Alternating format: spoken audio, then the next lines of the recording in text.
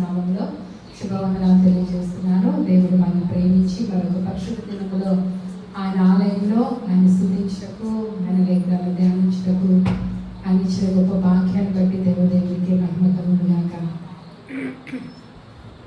మనము ఎఫెసీ పత్రికలు ధ్యానం చేసుకుంటూ ఉన్నాము. మనం ఇప్పటి వరకు 5 అధ్యాయాలు సంపూర్తి చేసుకుని ఉన్నాం. మనము చివరి అధ్యాయం 6వ అధ్యాయంలోకి వచ్చాము. ప్రాక్టికల్గా అంటే మనము దేవుని బిడ్డలముగా మన అనుదిన చర్యల్లో, మన జీవితంలో ఎలా మనము దేవునికి సన్నిహితులుగా ఉండగలుగుతామో, ఎలాగ మనం దేవుని ప్రేమించిన వారం అవుతామో, ఏ విధంగా జీవిస్తే దేవునికి ఇష్టలుగా ఉంటామనేది ఎన్నో విషయాలు మనం నేర్చుకుంటూ ఉన్నాం.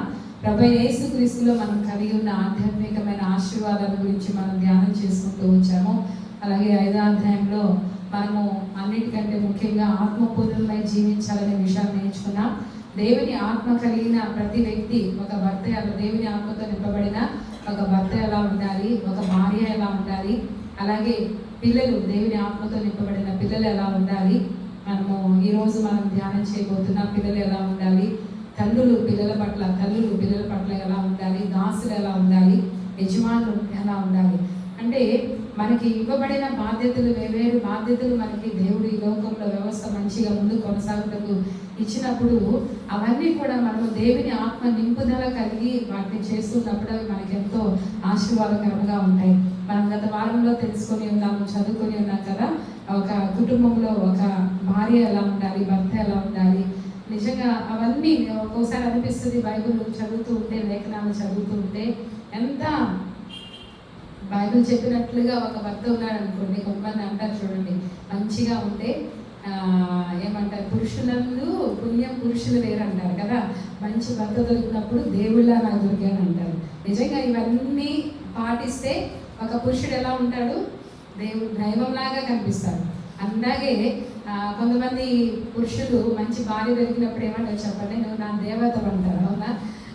ఆలోచన చేస్తే దేవుని లేఖనానుసారంగా మనము అనుసరించి నడుచుకుంటే అలాంటి బంధాలు కుటుంబాల్లో దేవుని ఆత్మ నింపుదల కలిగి మనం కలిగి ఉండగలిగితే కుటుంబ వ్యవస్థలు భూమి మీద నిజంగా ఎంతో సంతోషకరమైన ఒక స్థలముగాను, ఆహ్లాదకరమైన ఒక స్థలముగాను ఉంటాయి అన్నమాట. కాబట్టి మనం చూస్తున్నాం ఈ దినాన పిల్లల గురించి మనం చూస్తున్నాం. 6వ అధ్యాయం మొట్టమొదటి వచనంలో, పిల్లలారా ప్రభునందు మీ తల్లిదండ్రులకు విధేయులైనడి, ఇది ధర్మమే. మీకు మేలున్నట్లు మీ తల్లిని సన్మానించుము, అప్పుడు నీవు భూమి మీద దీర్ఘాయుష్మంతుడు. ఇది వాగ్దానంతో కూడిన ఆజ్ఞల్లో మొదటిది. దేవునికి స్తోత్రం. పిల్లల బాధ్యత వచ్చేసరికి తల్లిదండ్రుల పట్ల వారు ఎలా ఉండాలంట, విధేయత కలిగి ఉండాలంట. నిజంగా పిల్లలు అంటే తల్లిదండ్రులు చెప్పిన ప్రతి మాటకు కూడా విధేయత చూపించాల్సిన బాధ్యత పిల్లలకి ఖచ్చితంగా ఉంది. కానీ ఒకవేళ వాళ్ళు తల్లిదండ్రులు రక్షింపబడని వారుగా, మీకు అంతకుముందు చెప్పాను, మన జీవితంలో ప్రయారిటీస్ ఎలా ఉండాలంటే, ఫస్ట్ ప్రయారిటీ గాడ్, దేవుడే మన జీవితంలో మొట్టమొదటి ప్రయారిటీ దేవుడు, ఆ తర్వాత కుటుంబము, ఆ తర్వాత ఏదైనా వస్తుంది. కాబట్టి మన జీవితంలో ప్రాముఖ్యంగా మనం ప్రైమరీ ప్రయారిటీ అనేది దేవుని పట్ల ఉండాలి. ఒకవేళ కొన్ని సందర్భాల్లో తల్లిదండ్రులు ప్రభువుని అంగీకరించిన వారిగా ఉన్నప్పుడు బిడ్డలు వారి దేవుని సురక్షితంగా అంగీకరించారనుకోండి, ఆత్మీయ విషయాల్లో మనము ఎవరితో కూడా రాజీ పడని అవసరం లేదు. ఆత్మీయ విషయాలు వచ్చేసరికి భర్త దగ్గరైనా తల్లిదండ్రుల దగ్గరైనా జ్ఞానంగా, అలా అని చెప్పేసి వారితో పోట్లాడాలని కాదు, జ్ఞానంగా మనం తప్పించుకొని దేవునికే ప్రాధాన్యత ఇవ్వడానికి ప్రయత్నం చేయాలి.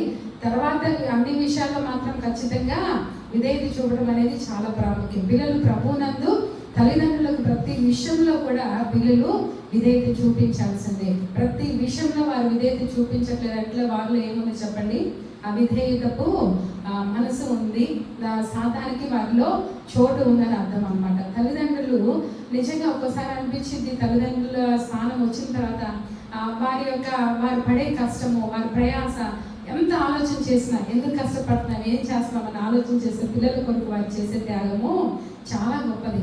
కష్టపడడం కానీ, వారి కొరకు ప్రయాసపడడం కానీ, అది పిల్లలు గుర్తించి ప్రతి విషయంలో కూడా తల్లిదండ్రులకు విధేయత చూపించాలి. మేలే కోరుకున్న, మన క్షేమాన్ని కోరుకునేవారు, మన యొక్క అభివృద్ధిని కోరుకునేవారు తల్లిదండ్రులు అనే మనసు పిల్లలకు ఉండాలి. నేను ఎక్కువగా ఈ వాక్యం గురించి సిద్ధపడలేదు, కానీ మార్టిన్ లూథర్ గారు ఒకసారి ఒక మాట చెప్పారు. ఆయన ఏం చెప్పారంటే, ఆయనకి ఆ దినాల్లో చాలా మంది పిల్లల్ని కనేసేవారు.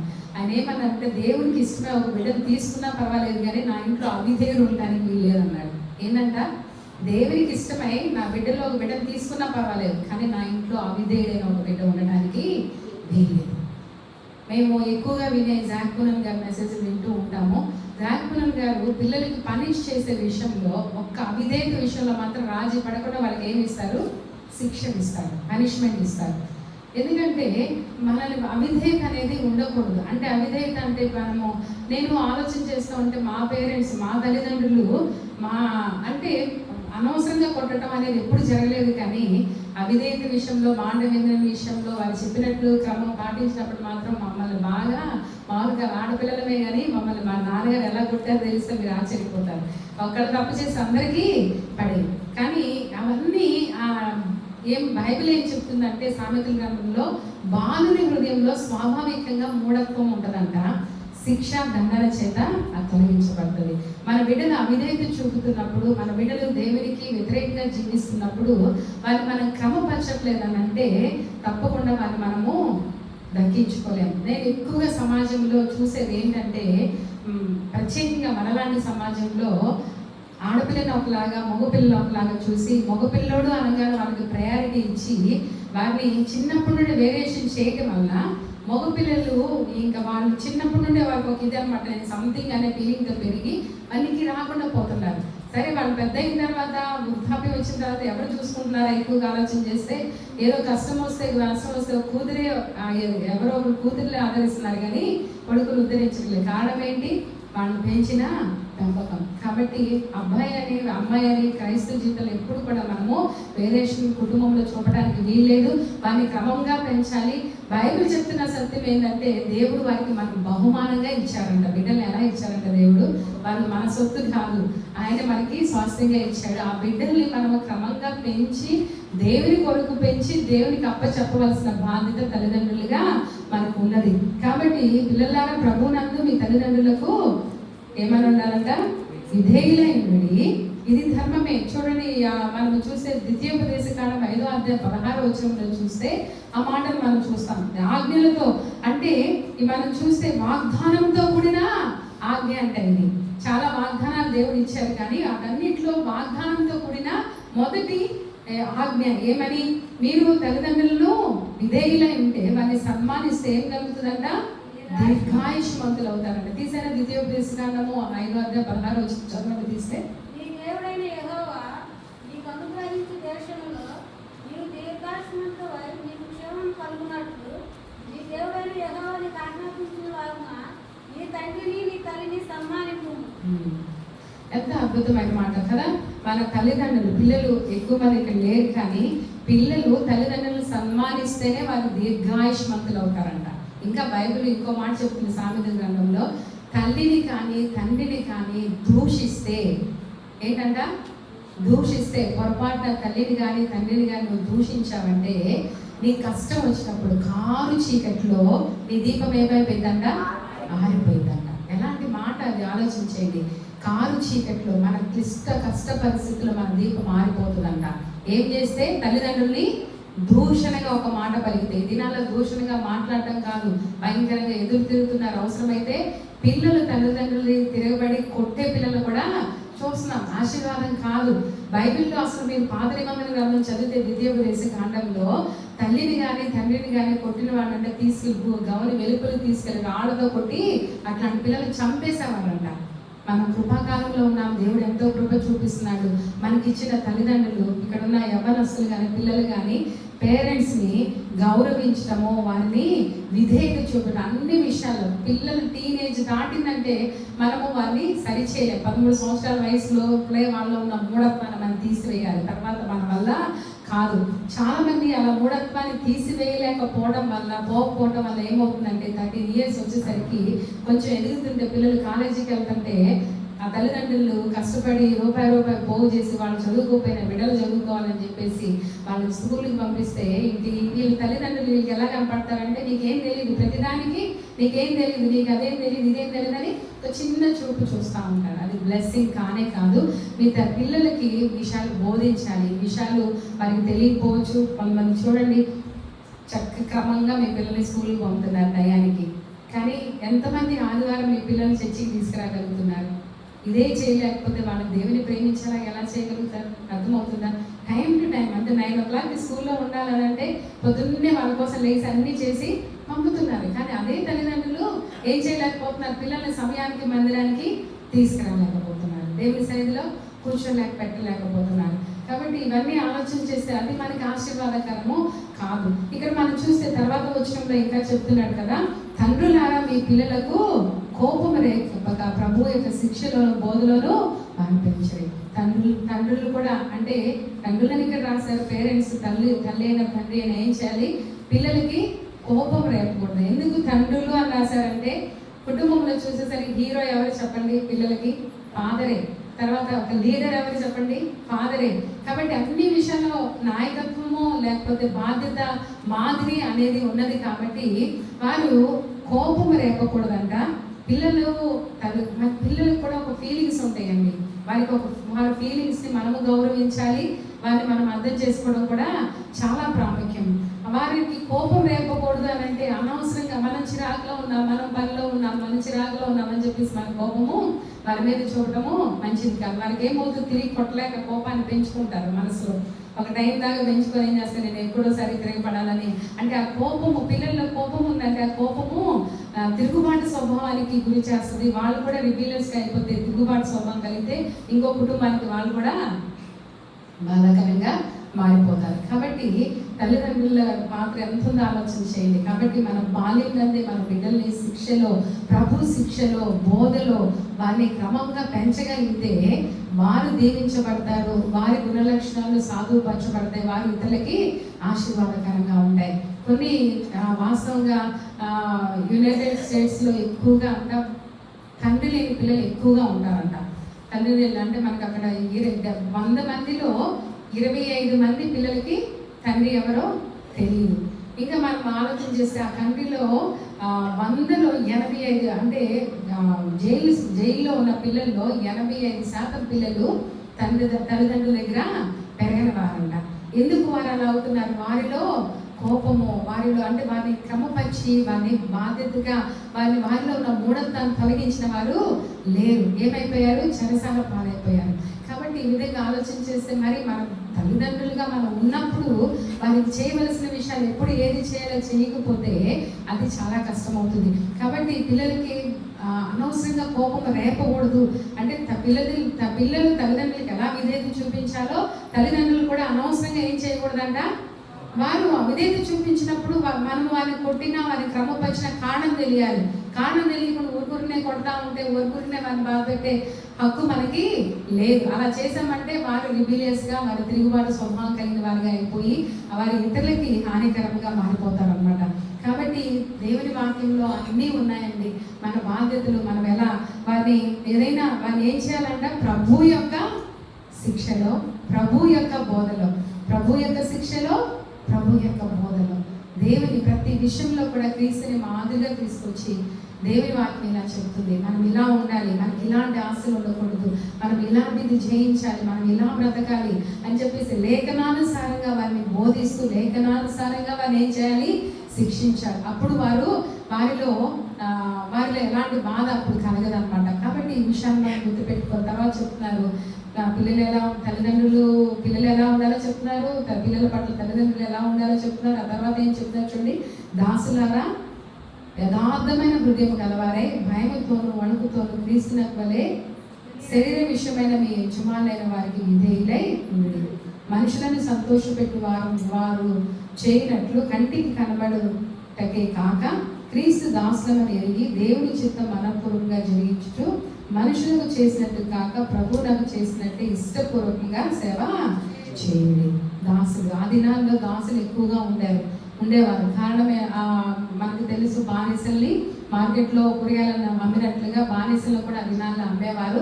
అంతేకాదు యుద్ధాలు జరిగినప్పుడు ఏం చేసేవాళ్ళు, జనుల్ని తీసుకొచ్చుకొని వారికి బానిసలుగా పెట్టుకునేవారు. కాబట్టి ఆ యుద్ధాల్లో వలస వచ్చిన వారు, వారి పుట్టిన వారు జన్మ నుండి పుట్టుకతోనే ఏమైపోయేవాళ్ళు, దాసులుగానే పెరిగిపోయేవారు అనమాట. జీవితాంతము దాసమే. అలాంటి వారు ప్రభువు నమ్ముకున్నారు. దాసులు ప్రభు నమ్ముకున్నారు, యజమానులు ప్రభు నమ్ముకున్నారు. కాబట్టి ఇద్దరికి హెచ్చరిక చేస్తున్నారు. కాబట్టి ఇక్కడ ఏం చెప్తున్నారంటే, మీరు దాసులుగా ఉన్నారని మనుషులను సంతోష పెట్టడానికి చేయొద్దు. ఏది చేసినా కూడా ఎవరు చూస్తున్నారని చేయాలంటే మనం కొలసి పత్రికలో కూడా చదువుకున్నాం కదా. కొలసి పత్రిక 3వ అధ్యాయంలో మనం ఏం చేసినా కూడా శుద్ధంగా దాసులకు ఒక మాట చెప్పు, దాసులారా మనుషులను సంతోష పెట్టువారన్నట్టు 22వ వచనము 3:22 చదువుతున్నా. కొలసి కంటి కనవలు కాక ప్రభువునకు భయపడుచు శుద్ధ అంతఃకరణం కలవాలి. ఆ మాట మనం చదువుతున్నాం. ఏముండాలంట, మన అంతరంగంలో శుద్ధ అంతఃకరణం గలవారే, శరీరం బట్టి మీ యజమానులైన వారికి అన్ని విషయంలో విధేయులైనడి. చివరిగా ఇంకో మాట కూడా చెప్తున్నాడు, అన్యాయం చేసిన వారికి తాను చేసిన అన్యాయం కొలిది మరలా లభించును, పక్షపాతం ఉండదు. దేవుడి దగ్గర పక్షపాతం ఉండదు. ఎవరు అన్యాయం చేస్తే వారిని దేవుడు చూసుకుంటాడు. కానీ నువ్వు శుద్ధ అంతఃకరణం కలిగి నువ్వు ఎక్కడ పని చేస్తున్నావో అక్కడ ఎలా చేయాలంట, దేవుని బట్టి, దేవునికి భయపడి నమ్మకంగా యథార్థంగా చేయడం అనేది చాలా ప్రాముఖ్యమని చెప్తున్నారు. కాబట్టి మనము ఆధ్యాత్మికంగా కూడా మన సంఘంలో అయినా పరిచర్య చేసేటప్పుడు మనం ఎవరికి పరిచర్య చేస్తున్నామని చేయాలి చెప్పండి, దేవుడు చూస్తున్నాడు, దేవుడు నాకు ప్రతిఫలం ఇస్తాడు. నా అంతరంగంలో ఎలాంటి ఇది ఉండాలి, నేనే చేయాలా, ఎవరు చేయట్లేదనే స్వభావం ఉండకూడదు. కానీ నా దేవుడు నన్ను చూస్తున్నాడు, ఆయన నన్ను మెచ్చుకుంటాడు, నేను ఆయనకి చేస్తున్నాననే మనస్తత్వంతో మనం చేసినప్పుడు మనకి ఏం కలిగిద్దంట, ప్రతిఫలం. పక్షపాతం లేదంటే ఏంటి, ఆయన మంచి చేసిన వాళ్ళందరికీ మేలు ఖచ్చితంగా మేలు చేస్తాడు. శుద్ధ అంతఃకరణం లేకుండా చేసే వారికి చేయడం వల్ల ప్రయోజనం కూడా లేదు. కాబట్టి మనము అంతరంగంని చూస్తాడు దేవుడు. ఏది చేసినా కూడా ఏం చూస్తాడు, మన ఇన్వర్డ్ క్యారెక్టర్, మన అంతరంగంలో ఎలాంటి స్వభావంతో చేస్తాం అనేది ప్రభు చూస్తారు అనమాట. అది చాలా ప్రాముఖ్యం. మనుషులను చేసినట్టు కాకుండా ఇష్టపూర్వకంగా దేవుడికి చేసినట్లుగా మనము సేవ చేయాలి. తర్వాత దాసుడైనను స్వతంత్రుడైన మీలో ప్రతి వాడును ఏ సత్కార్యము చేయనో దాని ప్రతిఫలం ప్రభు వల్ల పొందునని వీరెదురు. దాసుడైనా స్వతంత్రుడైనా యజమానుడైనా బానిస అయినా ఎవరు ఏ సత్కార్యం చేస్తారో, మంచి కార్యం చేస్తారో దానికి ప్రతిఫలం ఇచ్చేదంటే ఎవరు చెప్పండి, దాని ఫలము ప్రభు వల్ల మనం ఖచ్చితంగా పొందుకుంటాము అని దేవుని వాక్యం మనకు సెలవిస్తుంది. 9వ వచనంలో, యజమానులారా మీకును వారికి యజమానుడైన వాడు పరలోకమందు ఉన్నాడని ఆయనకు పక్షపాతము లేదని ఎరిగిన వారై వారిని బెదిరించడం మాని ఆ ప్రకారమే వారి అలా ప్రవర్తించండి. యజమానులకి వారిని ఇస్తున్నాడు దేవుడు. మీరు యజమానులు అయితే ఉండవచ్చు, వారికి దాసుడైన వారికి, యజమానులైన మీకుని, మీ అందరికి యజమానులు ఎవరున్నారు, మనందరికి యజమానుడుగా పైన దేవుడు ఉన్నాడు. కొంతమందికి ఏదైనా పదవి ఉంటే, ఏదైనా నాయకత్వం ఉంటే, నాకు మించిన వాళ్ళు లేరన్నట్టు ప్రవర్తిస్తున్నాను, నేనే బాస్ని, నేనే హీరోని అన్నట్టు ప్రవర్తిస్తూ ఉంటారండి. ఆ స్వభావం క్రైస్తవులు ఎక్కడ కనపడకూడదు. ఎందుకంటే మనందరికీ పైన యజమానులు ఎవరున్నారు చెప్పండి, దేవుడు. ఆయన మన యజమాను. మనం అందరం కూడా ఎవరు దాసులము, మనమందరం ఆయనకి దాసులమే. కొరింథీ పత్రికలో ఒక మాట ఉంటుందండి. 1వ కొరింథీ పత్రికలో 7వ అధ్యాయంలో 1వ కొరింథీ పత్రిక 7వ అధ్యాయం 20వ వచనం నుండి చదువుతాను చూడండి. ప్రతి వాడును ఏ స్థితిలో పిలువబడిన ఆ స్థితిలోనే ఉండవలెను. దాసుడే ఉండగా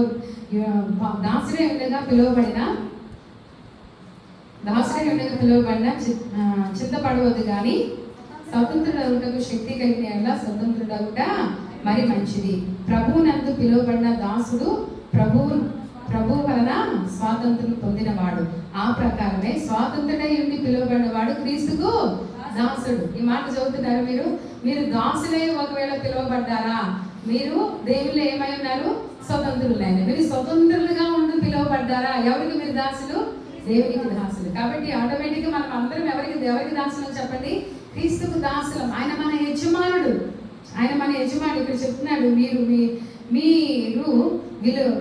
విలువ పెట్టి కొనబడ్డవారు కనుక మనుషులకు దాసులు కాకూడదు. సహోదరులారా, ప్రతి మనుషుడు ఏ స్థితిలో పిలువబడిన ఆ స్థితిలోనే దేవునితో సహవాసము కలిగి ఉండవలెను. దేవునికి స్తోత్రం, హల్లెలూయా. మనం ఏ స్థితిలో పిలువబడ్డామో ఆ స్థితిలో దేవునితో సహవాసం కలిగి ఉండాలి. ప్రభువైన దేవునికి మనం అందరం కూడా, మనందరికీ పైన ఒక యజమానుడు ఉన్నాడన్న విషయం మనం ఎన్నడూ మర్చిపోవడానికి వీల్లేదు. దేవుని లేఖనాలు ఉన్నట్లు అర్థం చేసుకుంటే నిజంగా ఎంత ఆశీర్వాదకరంగా ఉంటాయో, వాటిని పాటించగలిగితే ఎంత దీవెనకరంగా ఉంటాయి. ఇది ఒక మాన్యువల్ లాగా మనకి ఇవ్వబడింది. అంటే ఒక క్రైస్తవ జీవితం ఎలా జీవించాలి, క్రీస్తుని పోలి జీవించాలంటే ఎలా జీవించాలి, ఒక పురుషుడు ఎలా ఉండాలి, ఒక స్త్రీ ఎలా ఉండాలి, బిడ్డలు ఎలా ఉండాలి, దాసులు ఎలా ఉండాలి, యజమానులు ఎలా ఉండాలి, సమస్తము కూడా ఆత్మపూర్ణులైన బిడ్డలు, ఆత్మతో నింపబడిన వారు, యజమానుడైన, దాసుడు అయినా, పురుషుడు అయినా, స్త్రీ అయినా, ఒక కుమార్తెమైన, కుమారుడైనా, లేకపోతే ఒక అత్తగారైన, మామగారైన, ఎవ్వరు ఎలా జీవించాలి అన్నిటి కూడా చక్కటి వివరణ దేవుని లేఖనాలు ఇవ్వబడింది. కాబట్టి ఒక్కోసారి మనం వ్యక్తిగతంగా సమయం తీసుకొని ధ్యానించాలి. నేను ఒక స్త్రీగా ఎలా ఉండాలి, నేను ఒక పురుషుడిగా ఎలా ఉండాలి, నా బిడ్డల పట్ల నేను ఎలా వ్యవహరించాలి, ఆ బిడ్డని క్రీస్తులో నేను బోధలో, ప్రభు శిక్షలో బోధలో పెంచడం అంటే ఏంటి, ఏమి చేయగలను ఇంకా నేను అని ప్రభు సన్నిధిలో ప్రార్థన చేయాలి. మన బిడ్డలు అనుభేలుగా ఉంటే వారికి కన్నీరు కార్చాలి. కొంతమంది జీవితాల్లో కొంచెం కష్టతరం అవుతుంది. మనం చూస్తున్నాం, అగస్టిన్ అనే భక్తుడు వారి తల్లి కొన్ని సంవత్సరాలు ఆ బిడ్డ కొడుకు ప్రార్థన చేసింది. అందరూ తన కొడుకుని తన్ని అగస్టిన్ అని పిలిచేవారు కాదంట, పాపి అగస్టిన్ అని పిలిచేవారు, పాపి అని పిలిచేవారంట. అంటే ఎంత దుర్మార్గమైన పనులు చేసి ఎలాంటి పేరు సంపాదించుకున్నాడు కదా. కానీ తన ఒక్కసారి తన జీవితం మళ్ళుకొని పడింది. తన తల్లి చనిపోయింది, కానీ ఆమె ప్రార్థనలు సఫలమయ్యాయి. తన జీవితం ఎప్పుడైతే మళ్ళుకున్నదో, తను ఎన్నడూ కూడా పాపంని ప్రేరేపించడానికి ఎవరు పిలిచినా కూడా నేను పాత అగస్టిని కాదని చెప్పేసి క్రీస్తులో స్థిరంగా నిలబడ్డాడు. తను చెప్పిన మాట, నా తల్లి కన్నీటి ప్రవాహంలో నేను కొట్టుకొని వచ్చాను. ఒకవేళ మనం సరైన వయసులో వారిని సరైన క్రమంగా పెంచలేనటువంటి వారిలో మూఢత్వం ఇంకా కనపడుతుంటే చేయగలిగేదేం చెప్పండి? నువ్వైనా నేనైనా కన్నీరు కాచి ప్రభు సన్నిధి పాదాలు పట్టుకొని దేవుణ్ణి అడగటమే. ప్రభు గొప్ప దేవుడు, కనికరం కలిగిన దేవుడు. మన కన్నీరు చూస్తే తోటి మనుషులే మన కన్నీరు గాలిస్తే వెంటనే జాలి పడతారు. మన దేవుడు అంతకంటే జాలి కలిగిన దేవుడు, కనికరం కలిగిన దేవుడు. మన కన్నీరు కాచి పశ్చాత్తాపం, హృదయ వేదనతో నా బిడ్డని, కానీ ఆశే కనపడలేదండి. బిడ్డలకి మంచి చదువు ఇవ్వాలి, వాళ్ళకి ఉన్నతమైన భవిష్యత్తు ఇవ్వాలి, మంచి ఇల్లు కొని పెట్టాలి, వాళ్ళు బాగుండాలని చూసే తల్లిదండ్రులు కనపడుతున్నారు. కానీ నా బిడ్డలు ప్రభువు బోధలో, శిక్షలో వారు దేవుని సంపాదించుకొని ఆధ్యాత్మికంగా బ్రతికితే చాలు అనే మనసు కలిగిన వారు అరుదుగానే కనపడుతున్నారు. అలాంటి మనసు మనకుంటే వారు దేవుని కొరకు మనం సంపాదించగలిగితే మనకు అన్ని కలిగినట్లే. దేవుని వారికి ఆస్తిగా మనం ఇవ్వగలిగితే మనం అన్ని ఇచ్చినట్లే. కాబట్టి చాలా ఒక్కోసారి మా తల్లిదండ్రుల విషయంలో కూడా నేను అదే ఆలోచన చేస్తాను. దేవుని మాకు వారికి ఆస్తిగా ఇచ్చారు కాబట్టి ఈ దినాన వారు ఏమి మాకు భౌతికంగా సహాయం చేయకపోయినా ఫైనాన్షియల్గా దేవుడు మమ్మల్ని అంచెలంచెలుగా ఆశీర్వదించుకుంటూ ఈ స్థితిలో ఉంచారు. కాబట్టి మన జీవితాల్లో తల్లిదండ్రుల ప్రార్థన, వారి యొక్క శిక్ష, ప్రభు యొక్క బోధన శిక్షలు వారు పెంచే విధానము పిల్లలకి నిజంగా చాలా ఆశీర్వాదకరంగా ఉంటుంది. కాబట్టి దేవుని లేఖనానుసారంగా మనం ప్రభు సన్నిధికి వస్తున్నాం, వెళ్తున్నాం అని కాదు, కానీ మనకి ఇవ్వబడిన బాధ్యతల్లో మనం లేఖనానుసారంగా ప్రతిదీ చేయగలుగుతున్నామా లేదా అనేది పరిశీలన చేసుకోవడం చాలా ప్రాముఖ్యం. తల్లి తండ్రి మాట ఒక్కటిగా ఉంటే బిడ్డను పెంచడం చాలా ఈజీ అండి, చాలా ఈజీ నిజంగా.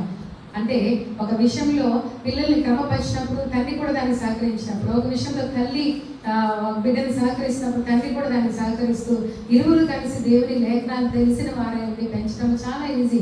కానీ చాలా కుటుంబాల్లో ఆ పరిస్థితి లేదు. కానీ మన పరిస్థితులు ఎవరికి తెలుసు చెప్పండి? మీ పరిస్థితులు ఎవరికి తెలుసు? దేవునికి తెలుసు. కాబట్టి ఆ రెండు బాధ్యతలు మీ మీద ఉన్నప్పుడు ప్రార్థనాపూర్వకంగా వారిని దేవుని కొరకు పెంచితే దేవుడు ఆశీర్వదిస్తాడు. కొన్ని సందర్భాల్లో చాలా కాలం పడుతుంది, మారట్లేదు, ఇలా ఉన్న అనుకోకండి. మీ ప్రార్థనలు ఎన్నడూ కూడా ఏమవ్వవు, వ్యర్థము కాదు. దేవుడు ఖచ్చితంగా మీరు విశ్వాసం కలిగి ప్రార్థన చేస్తే మీ బిడ్డల ప్రయోజకులుగా చేస్తారు, ఉన్నత స్థితికి వారు లేవనెత్తుతారు. ఏ తల్లి అయితే భారం కలిగి, పట్టుదల కలిగి బిడ్డల్ని దేవుని కొరకు పెంచాలి, దేవుని కొరకు సాక్షులుగా ఉండాలన్న ఆశ కలిగి తల్లిదండ్రులు ఎవరైతే ఉంటారో వారి బిడ్డల జీవితాల్లో ఖచ్చితంగా ఈ రోజు చూడకపోవచ్చు, రేపు చూడకపోవచ్చు, ఎల్లుండి ఖచ్చితంగా గొప్ప ఆశీర్వాదాన్ని మీరు చూడగలుగుతారండి. కృపల పరిశుద్ధ దేవుడు మనకు అందరికి ఇవ్వాలని కోరుకుంటే మాటలు ముగిస్తున్నారు. మనమందరికి కూడా లేచి నిలబడి ప్రభుని ఆరాధన చేద్దాం. దేవుడు మనకి ఇచ్చిన ఈ గొప్ప అవకాశాన్ని బట్టి దేవుడిని